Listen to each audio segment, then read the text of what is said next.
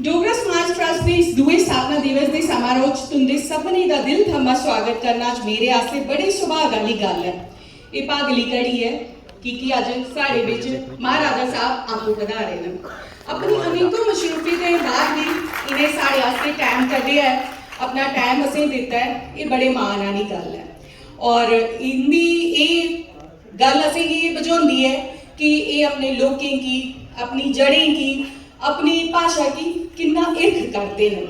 तो उनकी संजीदगी इस गल कन्नै भी पता चलती है कि डोगरा समाज ट्रस्ट की जिन्नी भी गतिविधियां होंदियां न, जिन्ने भी कार्यक्रम होंदे न, उनदे च महाराजा साहब अपना व्यक्तिगत तौर पर अपने सुझाव साझा करते हैं ते अपने आसें दी मार्गदर्शन करते हैं।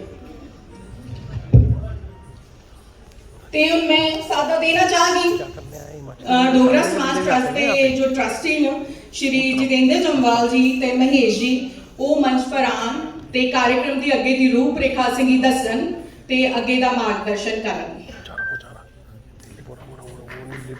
चंदन में कि आज करा मैं रज रज चाह करा।